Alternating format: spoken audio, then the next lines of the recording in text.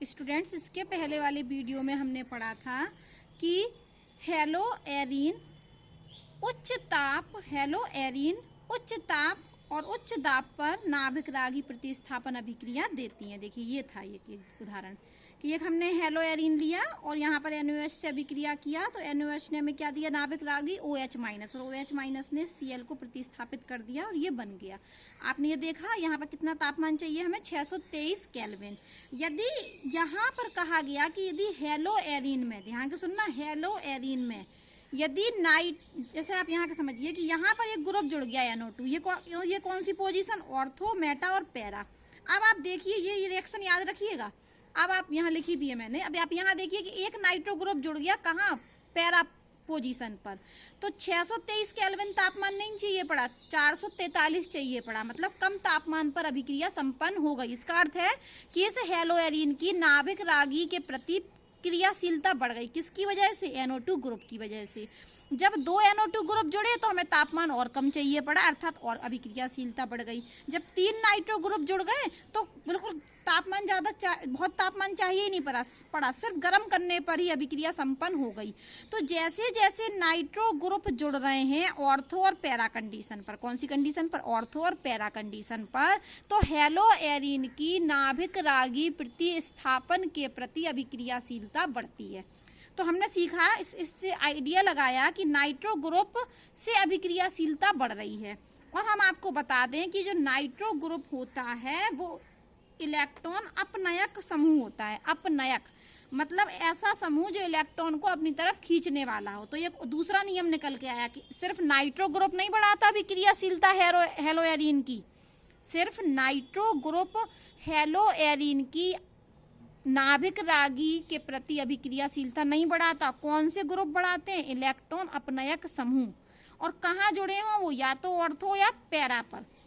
तो एक नियम निकल के आया कि यदि हेलो एरीन में इलेक्ट्रॉन अपनयक समूह ऑर्थो और पैरा पोजीशन पर जुड़े हों तो वो नाभिक रागी प्रतिस्थापन के प्रति हेलो एरीन की अभिक्रियाशीलता को बढ़ा देते हैं। और मेटा पर यदि नाइट्रो ग्रुप जुड़ा हो तो कोई ज़्यादा फर्क हमको नहीं मिलता है। भाषा पढ़ लेते हैं। जब नाइट्रो समूह, कौन सा समूह? नाइट्रो समूह। और कैसा समूह है? इलेक्ट्रॉन अपनयक समूह। कहाँ जुड़ा हो? ऑर्थो और पैरा स्थितियों पर जुड़ा हो, तब यह प्रभाव अधिक प्रबल होता है। कब? जब ऑर्थो और पैरा पर जुड़ा हो। और मेटा स्थिति पर जुड़े होने पर ये हेलो एरीन की अभिक्रियाशीलता पर कोई प्रभाव नहीं डालता, अपेक्षित मतलब कुछ बहुत ज़्यादा प्रभाव नहीं डालता जब नाइट्रो ग्रुप कहाँ जुड़ा हो? मेटा पर। लेकिन प्रभाव कहाँ डालता है? जब ऑर्थो और पैरा पर जुड़ा हो। अब ऐसा होता क्यों है, हम इसको क्रिया विधि के द्वारा समझेंगे। ठीक है, कि यदि नाइट्रो ग्रुप ऑर्थो और पैरा पर जुड़ा होगा तो क्या होगा?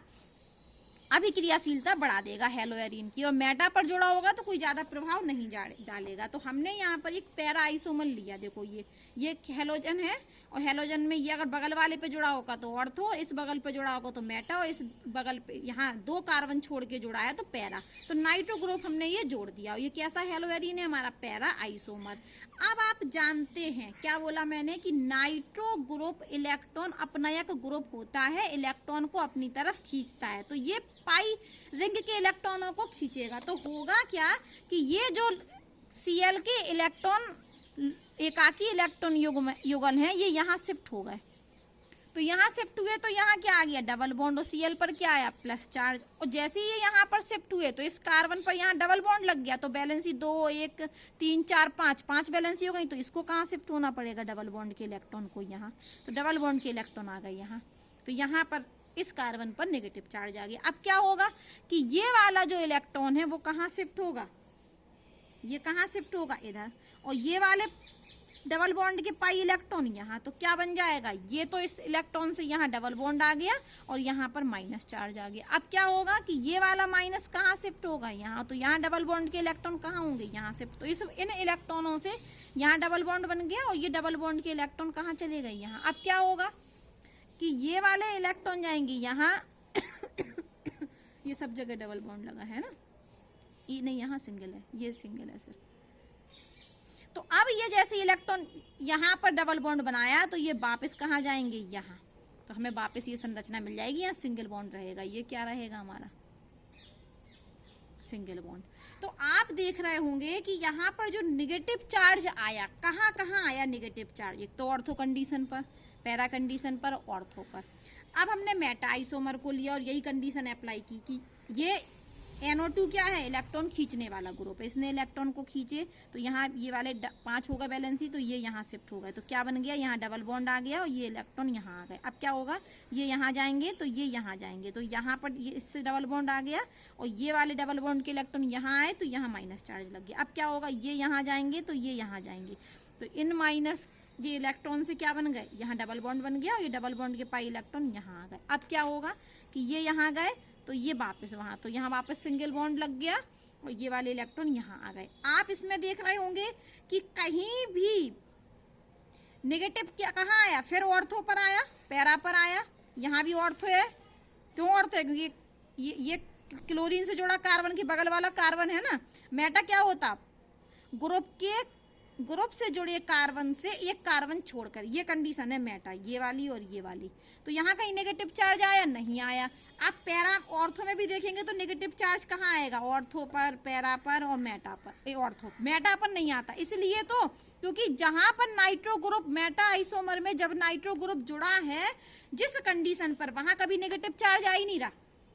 ठीक है, इसलिए मेटा क्या बोला मैंने कि नेगेटिव चार्ज उस कार्बन पर नहीं आ रहा जहां पर नाइट्रो ग्रुप जुड़ा, किसमें? मेटा आइसोमर में। इसलिए मेटा कंडीशन पर नाइट्रो ग्रुप जब जुड़ा होगा तो ज्यादा प्रभाव नहीं डालता, क्योंकि उस कार्बन पर नेगेटिव आ ही नहीं रहा ना। जिस कार्बन पर नाइट्रो ग्रुप जुड़ा है, नेगेटिव कहाँ आ रहा है? या तो ऑर्थो और पैरा पर। तो ऑर्थो और पैरा पर इसीलिए नाइट्रो ग्रुप जुड़ा होगा तो वो हेलोएरिन की अभिक्रियाशीलता पर प्रभाव डालता है। और होता क्या है कि ये जो नाइट्रो ग्रुप होता है इलेक्ट्रॉन को अपनी तरफ खींच लेता है। कि नाइट्रो ग्रुप से अभिक्रियाशीलता कैसे बढ़ती है, इस बात को समझिए। नाइट्रो ग्रुप से अभिक्रियाशीलता हेलोएरिन की कैसे बढ़ती है कि नाइट्रो ग्रुप इलेक्ट्रॉन को अपनी तरफ खींच लेता है तो Cl से जुड़े कार्बन पर पॉजिटिव चार्ज आ जाता है। पॉजिटिव चार्ज आने से न्यूक्लियोफाइल वहां आक्रमण कर लेता है।